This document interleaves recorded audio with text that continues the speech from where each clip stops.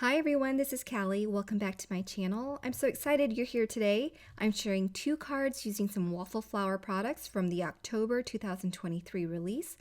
This release has some awesome products. There are some fall products as well as some Christmas products, so I'll be sharing one of each. For my first card, I'm going to be using the Pop-Up Fall Leaves panel, and I'm going to die cut this in white.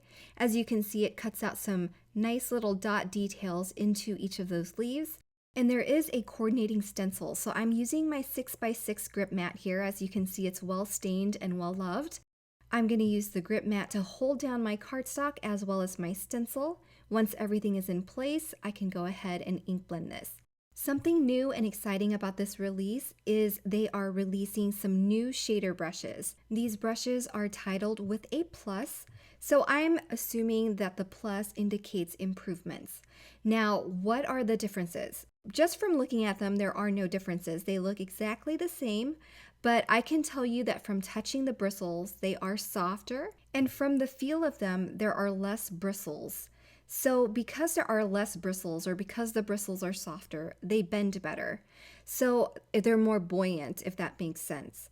So when you're picking up ink, more ink will saturate to the bristles because there's not so much there that it's so dense that it's hard to pick up ink, or it's hard to spread and flow, if that makes sense. The ones on the screen now are the size ones, and there are dual tip ones as well as single tipped ones. So I'm going to be using the single tipped ones for my cards today, and I'm using 4 colors, a green, orange, red, and almost a prune magenta color for my foliage. I'm starting with green, and I'm going to work with one leaf type at a time.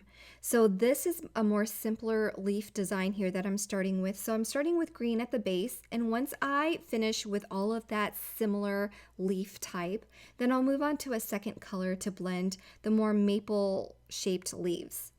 And so with this color, I'm again choosing the same leaf type and just adding color at the bases. And then I decided to add this orange to the green ones that I ink blended in the previous step.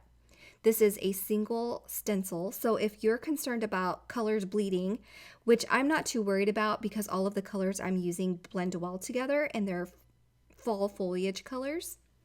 So you can clean in between if you want to, but you don't have to. And then I moved on to this pink color, and then I applied them to a different type leaf. And now I'm using this dark taffy color, and it's going to go into the bases of some other foliage because I decided my panel needed more purple colors to it.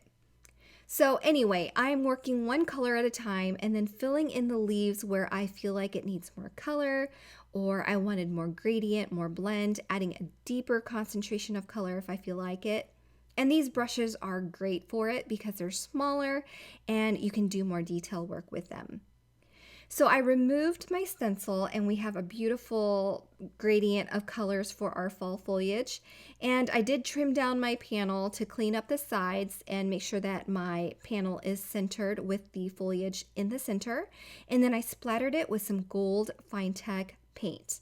Now that our panel is done, I can go ahead and work on a sentiment. This die that I'm using is from the Print and Script Thank You.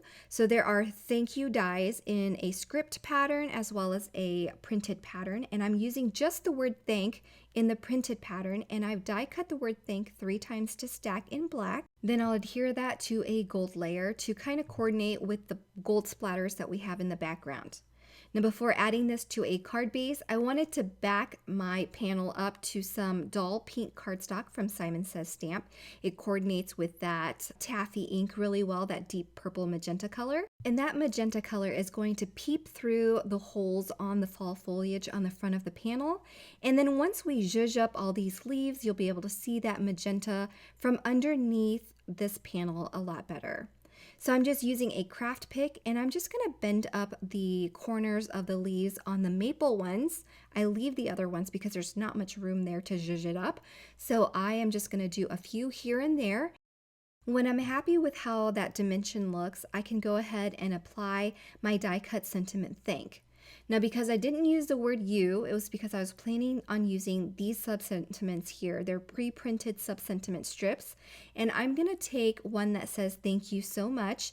And I'm just going to cut off the word thank. And then that way my sentiment is complete once I add this to my panel. So it's going to say thank you so much. And that will finish my first card. Now, I hadn't planned on videoing the second card, but once I started working on it, I decided, what the heck, I'm gonna go ahead and start filming. And you don't get to see me stitch the pieces together, but this is the dotted triangle trees. So I die cut 2 of each size in 3 different colors, gradient going from dark to light from bottom to top.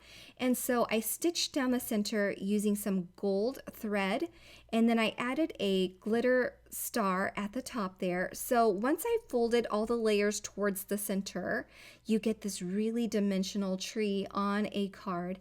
And so I've added this to a piece of cream cardstock, and now I'm going to attach it to a card base. So super simple card, and it was very easy to do. You just die cut the layers and stitch down the center. Doesn't get any easier than that for a simple stitch detail on a card, and with lots of dimension as well.